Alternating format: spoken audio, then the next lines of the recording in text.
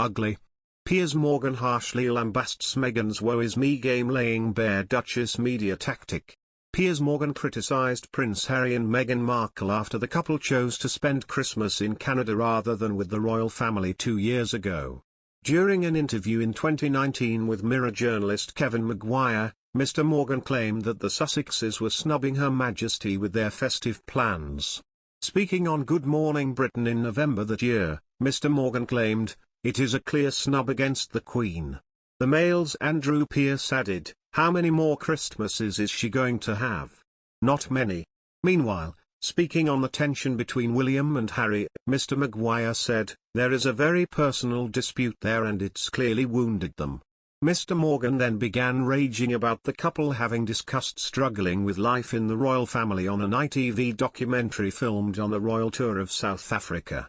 In the documentary, Harry and Meghan, An African Journey, Meghan admitted for the first time that her mental health was suffering in the royal spotlight, while Harry opened up about struggles in his relationship with his brother. However, the then Good Morning Britain host pointed out that Meghan and Harry's tour had them interacting with people suffering from poverty and violence, and argued that it may have been in poor taste to bring up their own problems.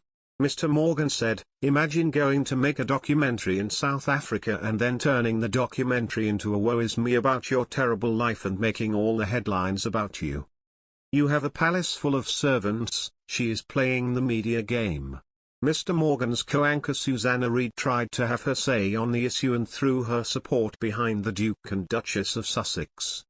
In response, Mr. Morgan claimed, "Why are you sticking up for the royals? She's an actress, Susanna, and she realized she was getting all this negative press and has turned on the waterworks to make us feel sorry for her." That year, Harry and Meghan reportedly spent Christmas together on Vancouver Island, alongside Doria and Archie.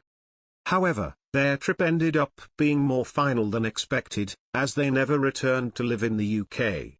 The couple shocked royal watchers everywhere when they quit the royal family at the beginning of 2020 and moved to California. Since then, the Sussexes have been caught in a rift with the firm, exacerbated by their numerous claims against the institution in a series of high-profile interviews. Most notably, Harry and Meghan claimed in an infamous CBS interview with Oprah Winfrey that, while the Duchess of Sussex was pregnant with Archie, an unnamed senior royal raised concerns about the child's potential skin tone. Meghan also claimed she did not feel her mental health was supported while she was a member of the firm. Royal commentators had speculated whether the Sussexes joining the royal family for Christmas this year would have offered an opportunity to heal the rift. It will be Her Majesty's first Christmas since the death of her husband Prince Philip earlier this year.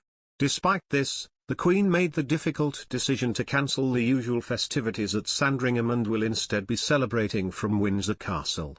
This year, Harry and Meghan are expected to celebrate Christmas in Montecito, California with their 2 children, Archie and Lilibet.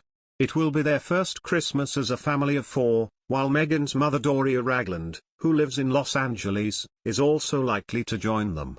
In recent months there had been speculation as to whether the Sussexes would return to the UK for Christmas to spend time with the royal family and introduce Lilibet to her great-grandmother the Queen. However, this appears unlikely given a rapid surge in coronavirus cases across the UK and US in the past week. This will be Harry and Meghan's 3rd Christmas in a row away from the royal family, with the couple having spent last year's festive period in California amid similar COVID concerns.